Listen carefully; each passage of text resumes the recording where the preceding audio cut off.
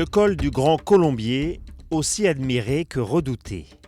Plus de 24 heures après l'arrivée du vainqueur de ce Biking Manora, c'est au tour du dernier tiers des participants d'affronter ces pentes raides au début de ce 4e jour de course. Oh regarde, je le prends avec le sourire. Mais tu poses pied, c'est fini quoi. Ah ouais, une fois que la porte est prise, c'est fini. Surtout dans le virage. Merci les gars d'immortaliser ça. Ouais, fallait pas. Hein. Ça fait plaisir. Fallait pas vous déplacer. Hein. Les gars, vous avez attaché vos claquettes et vous êtes en chaussures. Ouais, mais J'ai oublié. Voilà. Ah, le cyclisme, ça attaque vraiment le cerveau. Voilà les patates là, c'est impossible. Ce col, il est ouf quoi. Et moi j'avais peur de pas réussir à déchausser. Je me suis mis tout à droite et lui il était derrière moi. Du coup je l'ai chaussé, il a fait m'entrer dedans. Franchement, j'ai pas grimpé plus de genre. Bah il n'y a pas plus... Bah écoute, on a fait une belle marche à pied là. C'était sympa cette petite partie forestière. On s'y attendait, on avait été prévenus. Mais quand même, hein, les pourcentages, même à pied, ça fait monter en cardio. Ouais, je suis monté en tatane, ouais. Ouais, j'avais prévu le coup. Ouais, à pied, j'ai marché vite, ouais. Je voulais en finir de ce truc. L'arrivée au sommet après ces quelques 16 km d'ascension est une bénédiction. Moitié en claquette, mais ça passe. Il n'y a plus qu'à aller à Valence, quoi. C'est trop dur.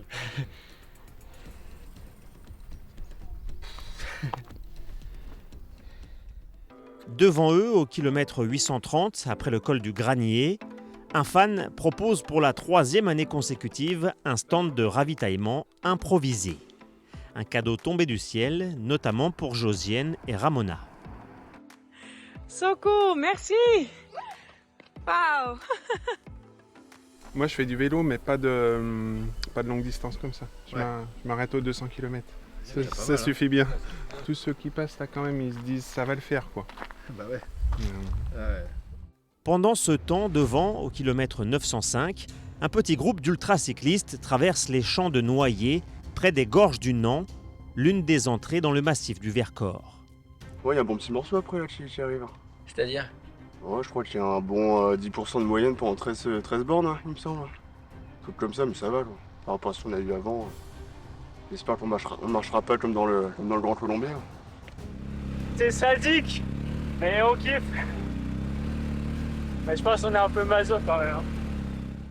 Grâce à une route construite en 1894, succédant à un simple sentier muletier, les bikingman et bikingwoman traversent les gorges du Nant avec une vue imprenable malgré les difficultés. Je te racontais toutes mes misères. Bah justement, ouais. C'est quoi ces misères? C'est pas grave, ça va aller au bout. Qu'est-ce qui s'est passé? J'ai mal au cul, j'ai début de tendinite. Donc c'est pas grave, ça va aller au bout. C'est le petit cadeau des 50 derniers kilomètres du Biking Manora, le cirque de Comblaval dans le Vercors. Une route exceptionnelle à flanc de falaise, comme vous pouvez l'apercevoir juste à côté. Une route rendue possible grâce au travail d'ouvriers talentueux il y a plus d'un siècle, en 1896. À l'origine, c'était pour faciliter le transport du bois dans la région. Depuis, c'est devenu un parcours touristique exceptionnel pour le plaisir des visiteurs, mais également des ultracyclistes en direction de l'arrivée vers Beaumont-les-Valences.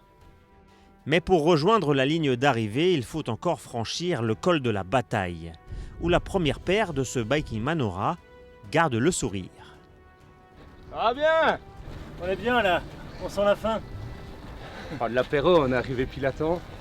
On pensait arriver à 13h pour prendre l'apéro, je pense qu'on sera un petit peu en retard. Mais on espère que tout le monde a pensé à nous pour nous laisser de quoi nous sustenter. Préviens Axel. Plus qu'un obstacle, le col de Limouche, avant de descendre vers Beaumont-les-Valences. Il est 20h, l'heure de la délivrance pour Adrien et ses compagnons de route. Plus heureux des hommes, déjà parce que c'était mon premier bikingman, parce que j'avais jamais fait plus de 200 bornes depuis que je fais du vélo, si un 215 cette année pour le bikingman. Et là t'enchaînes des trucs de malades que même au Tour de France ils font pas quoi, et c'était juste heureux.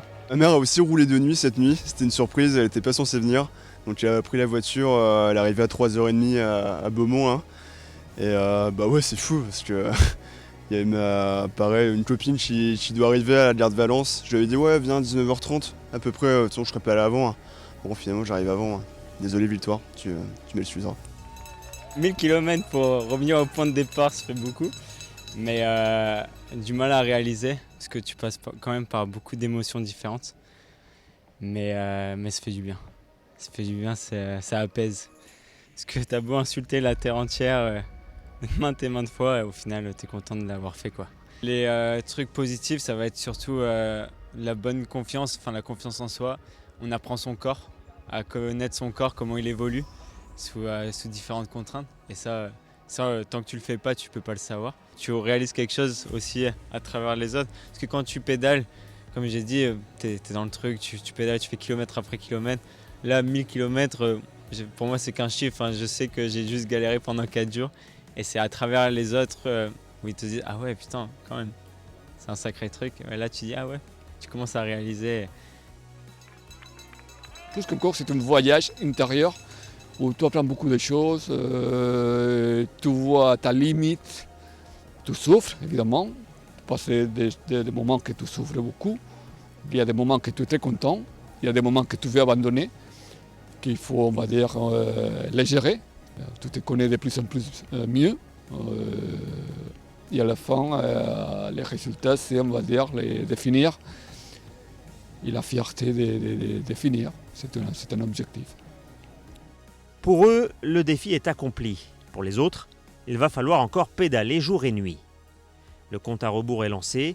Il reste à présent moins de 24 heures de course pour terminer dans les délais. Voici le classement de ce Biking Man Aura au dernier pointage. Le top 60 est désormais au complet.